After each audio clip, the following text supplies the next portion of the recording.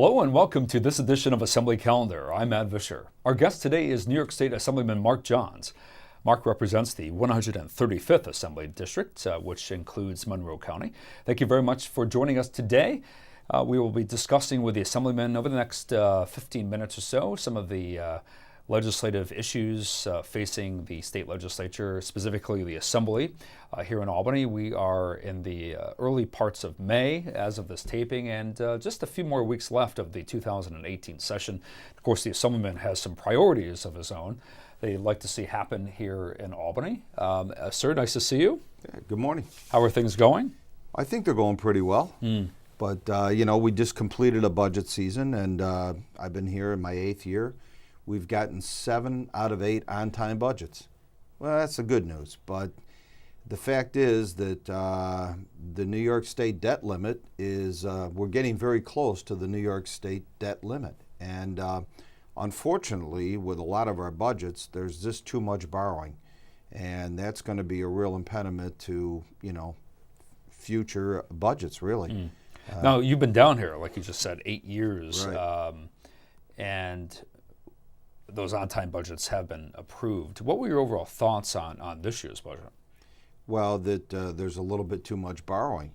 They say that the budget is capped at a 2% increase, which, sounds good. But that's about $2 billion a year extra we're spending over the previous year. $2 billion, as the state comptroller, Tom DiNapoli, has said, we're not bringing in an extra $2 billion in revenue every year. So we're borrowing the money, or we're sweeping different funds to bring us to a balanced budget. We have to have a balanced budget, but there's too much borrowing involved. And when you take a look at where we get most of our revenue, it's state income tax and state sales tax. Well, that is not going up $2 billion a year. So where's the gap come in? If anything, there's been a decline in the population in New York. Oh, yeah. So the tax base has dropped some. It's unfortunate, but in Western New York, 100,000 people leave Western New York every year. And, they're going to the Carolinas and other places. And as the governor says, we spend more on education than any other state. So we have, primary, secondary education, free college tuition at state schools now.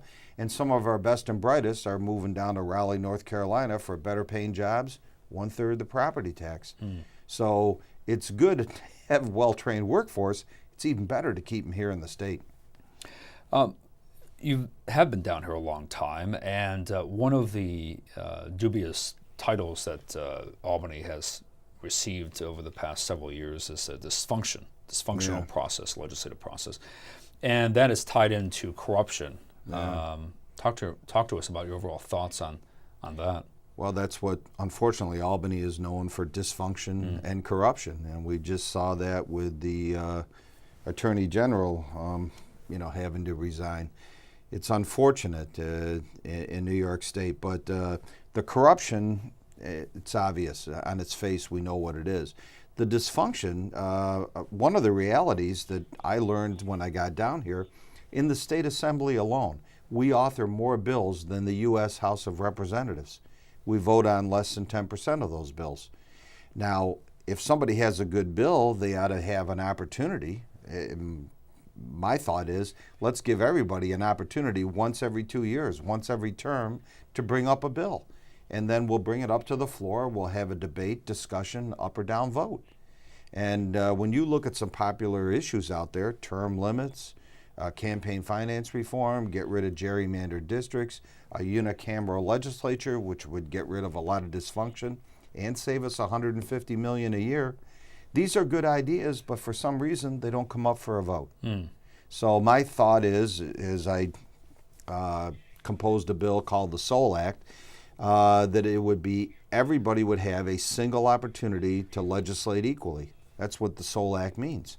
And we vote for every kind of equality down here in Albany. Why not legislative equality?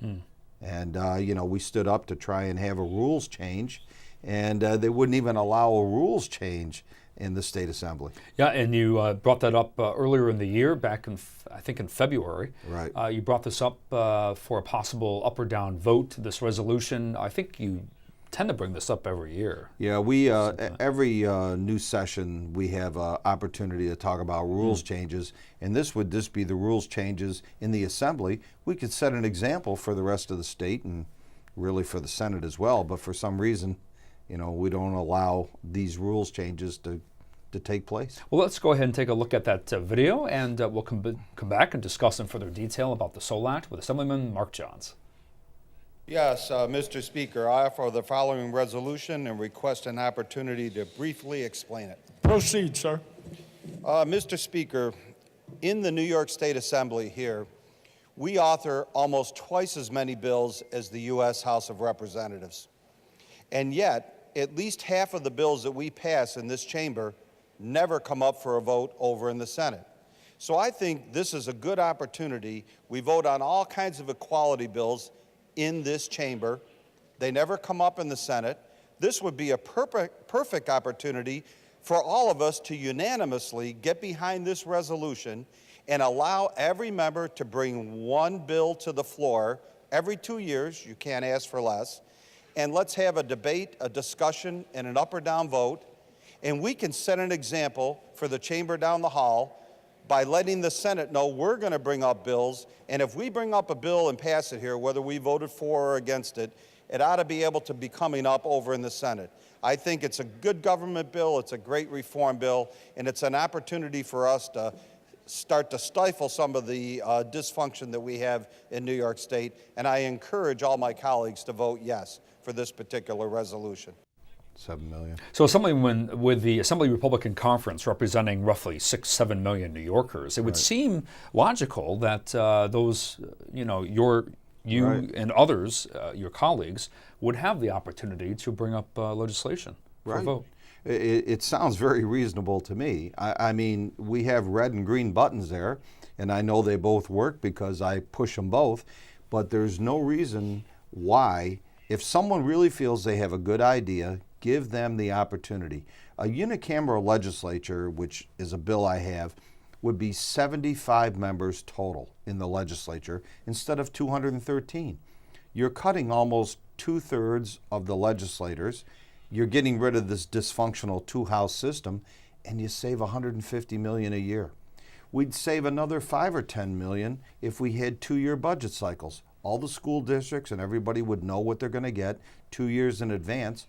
The second year of our term, we wouldn't have to come down here as much, maybe for 3 months for laws, but not for a budget. And you would wind up cutting in half throughway tolls, mileage, per diems, saving millions of dollars more. These are common sense ideas.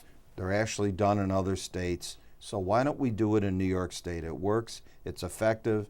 It'll cut down on some of the dysfunction. The corruption, obviously, term limits, campaign finance reform will help in that area. Now, fill in the folks at home, because many are unaware of the actual process that happens here in terms of how a bill becomes a law. So talk to us about the committee process, and why is it that these bills are not making it out of committee? Why is that? The majority controls the committees, and it goes from the top down. And so, yeah, a bill has to come out of committee and be voted out of committee in order to be able to go to the floor for a vote. And that's where the bills are killed. Any bills that they don't like, the majority doesn't like, they kill them in committee. Or they use the phrase, we'll hold them for future consideration. The future consideration never comes. I mean, I use term limits because it's the most popular, not necessarily the most important issue, but the most popular issue. We should be allowing people to vote on that. We allow people to vote on gambling casinos, you know, the environmental bond acts and all the other stuff we allow people to vote on. Let's allow people to vote on term limits. And that's why I have a corollary bill to the SOL Act. I call it the FDR Act. And the FDR bill, this says that after session, we're in here for 6 months a year. At the end of June, when session is over, allow the public, the voters of New York State, to go out and get signatures. Take up to 3 of our most popular bills, which have already been bill drafted by us down here. Take any of our 3 most popular bills, and whichever ones get the most signatures will go on the next general election ballot. So if they're unwilling to do some of the reforms that people want down here in Albany, at least allow the public to take our bills. They're not writing their own bills. They're taking our bills, get the required number of signatures, and put it on the ballot. So that's a new piece of legislation that you drafted.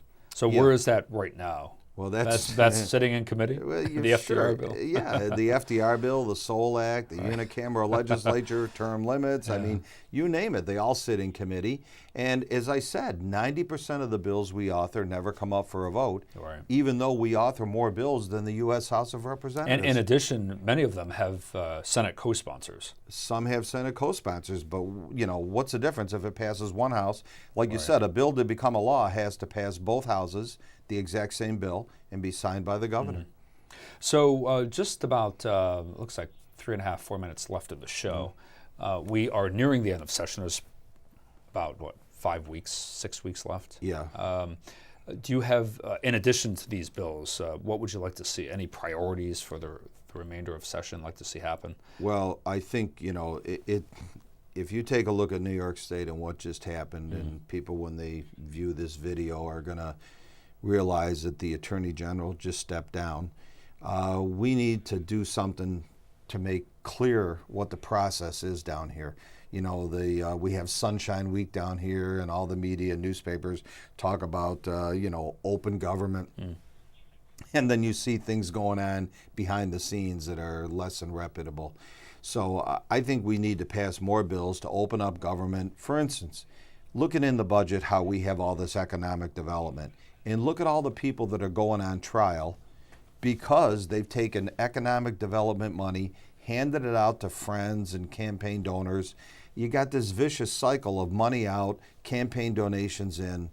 You know what? That is corrupting just by its nature. Well, specifically, I think you're referring to the Buffalo Billion. Well, that's one of the trials that's going to be coming up. SUNY Polytech, the nanotechnology trial, the head of that is going to be going on trial. Sheldon Silver right now, the former speaker, as we speak, as we tape this show, is on trial for corruption that he was involved with. A second trial. A second They're trial. retrying him. Look, he was, bring back term limits again. Sheldon Silver was here for 40 years. 22 years he was the boss. For 22 years he ran the New York State Assembly. Too much money and power in the hands of one person has a tendency to be corrupting. And you could argue that it begins at the top. Yeah. Because the person who's in charge, although they claim that they're not aware of what's going on, they probably are. I mean, in terms of economic development, funneling money in these different, and even the Startup New York program, really hasn't been all that effective. Right. When you take a look at tens of thousands, hundreds of thousands of campaign donations coming in, millions of dollars in economic development going out, that's a pretty good return on your money. And it certainly on the surface looks kind of corrupt.